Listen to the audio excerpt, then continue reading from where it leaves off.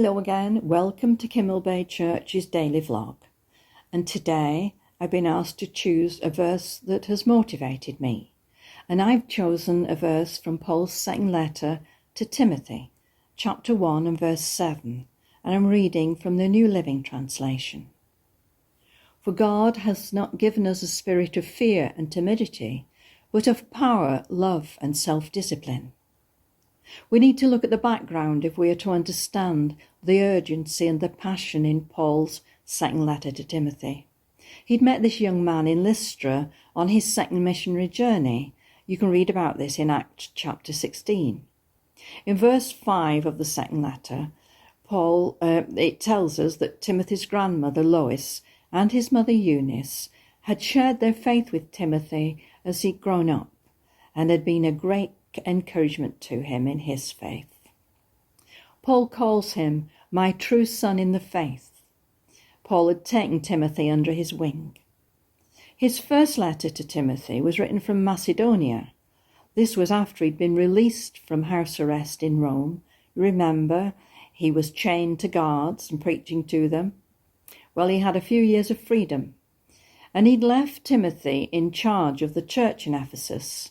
And he knew it was a difficult job for a young man. He'd warned Timothy to stop the people in church whose teaching were contrary to the truth.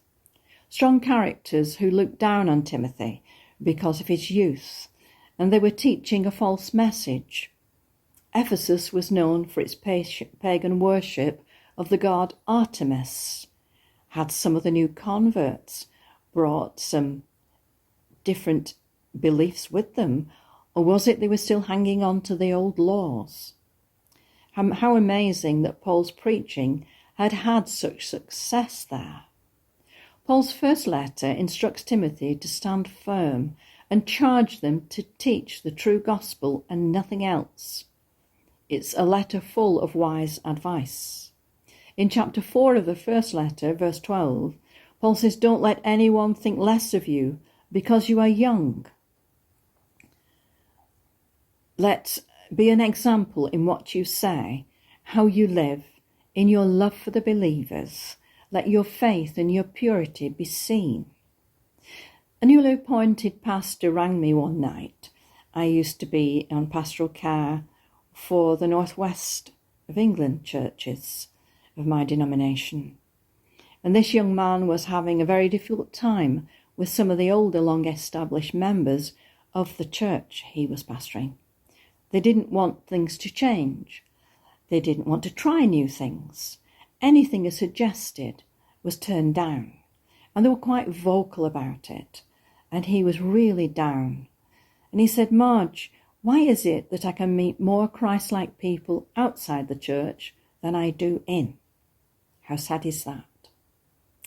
Paul's second letter to Timothy is his last, written from the maritime prison in Rome. This time Paul is in a dungeon, no windows, almost a cave in the ground, cold, damp, dark. In chapter 4 of the second letter, we read Paul asking Timothy to bring his coat with him when he comes to see him. His coat and some books and letters, but it's the coat that seems to be the thing that Paul is needing most. He's cold.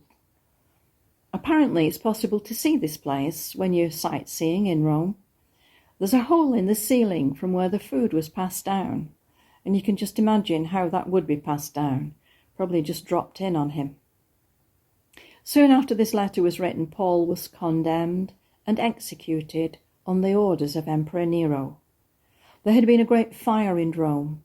Some said it was caused in an oil store, but many thought Nero had set it on fire. But he blamed the Christians, and Paul was already disliked by him because he wasn't afraid to speak out of his faith. He wasn't afraid of confrontation. Paul knew that this could be his last opportunity to encourage Timothy. In verse 3 we read, "Night and day I constantly remember you in my prayers." He could no longer preach.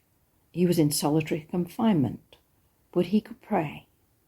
This is so encouraging to anyone who is housebound or limited in any way, maybe not able to go to church.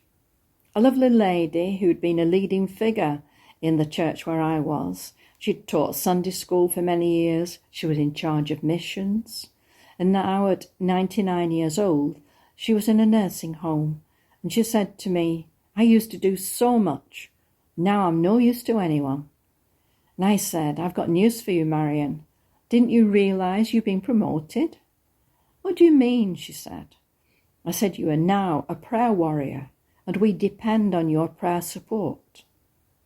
I wonder, anyone watching who is housebound or limited in what they're able to do, whether you realise how precious, how powerful your prayer support is for the church. If we can't do something, we can pray for those who can. Timothy was a timid young man, but he had a responsibility as overseer to a very large church in Ephesus and a large area around it too. Paul had to get Timothy moving. He had to motivate him.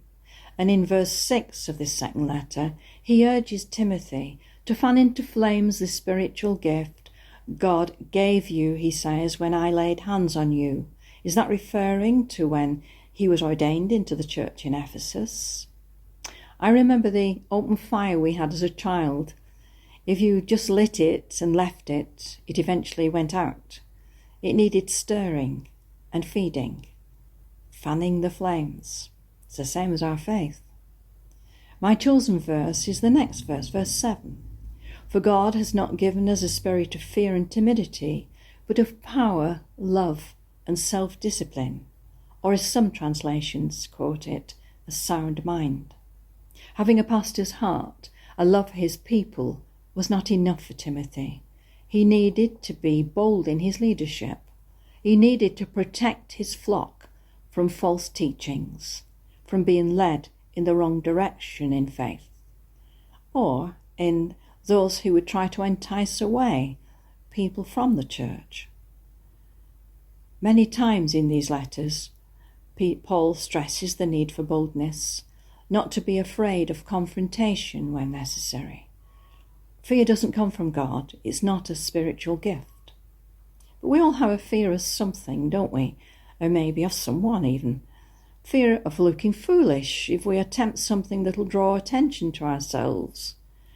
Praying aloud or reading aloud. Fear of the unknown. There's a healthy fear too. Fear of anything that will put us in danger, cause us harm. A friend rang my husband for advice one day. He was doing some alterations in his kitchen. He wanted to know how to change some wires over. Jeff had been an electrician. First words from Jeff were, "No, don't do it. It's dangerous." His friend replied, "Well, I do my own plumbing." And Jeff said, "Yes, if anything goes wrong with your plumbing, all that happens is you get wet. Anything that goes wrong with live wires, you could be gone." God gives us an awareness when things can cause us harm. But fear that can destroy lives, that takes away our confidence, our self-belief, is not of God. Beware of anyone who constantly tries to put you down, who always has a negative response to anything you attempt to do, so that, in fact, you're actually afraid of trying again. What about the gift of power? If God wants us to do something, he gives us the power to do it. But power doesn't mean having control over others. Read the verse again. It comes with love and self-discipline. The Greek word for sound mind and self-control, self-discipline, also means calm, not panic or confusion in a situation. God guides us in how to use his power. Think of the power Jesus had. What did he do the night before he was crucified? He used his power and his love to kneel at the feet of his disciples. He washed them, even the one who betrayed him. And afterwards he said to them, "Now do as I have done to you." We have the power to control our actions. It's a gift from God, whether we use it to serve others or not. Fear, being timid, will prevent us from using the gift that God gave us when we accepted Jesus into our heart and promised to live our lives serving him. This verse has stirred me on many occasions when I've been facing difficult situations at home, at work, or in church. Church meetings could be very difficult at times. Paul was using all these gifts in his final hours to reach and equip Timothy for service. We can be blessed with God's gifts, or we can be afraid of using them. The choice is ours. God bless you. I'll be praying for you.